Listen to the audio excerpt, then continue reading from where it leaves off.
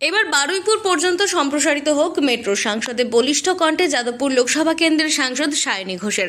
দক্ষিণ 24 পরগনার 4টি লোকসভা কেন্দ্রের অন্যতম লোকসভা কেন্দ্র যাদবপুর লোকসভা কেন্দ্র। আর এই যাদবপুর লোকসভা কেন্দ্রে কলকাতার ব্রিজ কিছুটা অংশ নিয়ে গঠিত। ভোট পর্ব শেষ হয়েছে, আর এবারে যাদবপুর লোকসভা কেন্দ্রের অভিনেত্রী ও শাসক দলের তৃণমূল যুব কংগ্রেসের সভাপতি Sayani Ghosh. Madam, thank you so much for letting me speak in this August House, and I also thank the people of Jadavpur Parliamentary Constituency for electing me as their representative.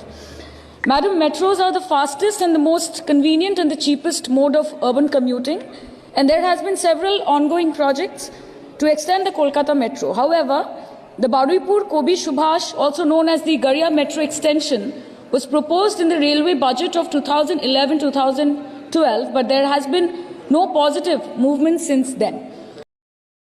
যদিও এর আগে লোকসভা কেন্দ্রে প্রার্থী হয়েছিলেন আরও এক অভিনেত্রী মিমি চক্রবর্তী, তবে এবারে রাজ্যের মুখ্যমন্ত্রী মমতা বন্দ্যোপাধ্যায়ের পছন্দের প্রার্থী সায়নী ঘোষ। তিনি ভোটে জেতার পর লোকসভায় প্রথম বক্তৃতা করলেন এই সাংসদ। লোকসভা বাজেট অধিবেশন করেছেন কেন্দ্রীয় অর্থমন্ত্রী নির্মলা সীতারামন। তার আগে লোকসভা প্রশ্নোত্তর পর্ব ছিল, আর এদিন তিনি বক্তব্য রাখতে গিয়ে কবি সুভাষ থেকে বারুইপুর মেট্রোর কাজ 13 বছরে একটুও না এগোনো নিয়ে প্রশ্ন তোলেন। আমাদের কি সুবিধা হবে? আমাদের সুবিধা হবে, আমরা যে প্রত্যেক দিন ট্রেন জার্নি করে কষ্ট করি এবং ভিড় ট্রেনে যাতায়াত করি, তা বারুইপুর থেকে মেট্রো চালু হলে আমাদের খুব সুবিধা হবে এবং কাজেরও পক্ষে আমাদের একটা সুবিধা হবে এই কারণে যে আমরা ভালোভাবে সুস্থভাবে যেতে পারবো, আসতে পারবো। এটা আমাদের খুব সুযোগ সুবিধা। কতদিনের এটা চাহিদা আপনাদের? আমাদের যদি খুব তাড়াতাড়ি করে, দীর্ঘদিনের না নিয়ে যদি খুব তাড়াতাড়ি করে সেটা খুব ভালো হয়।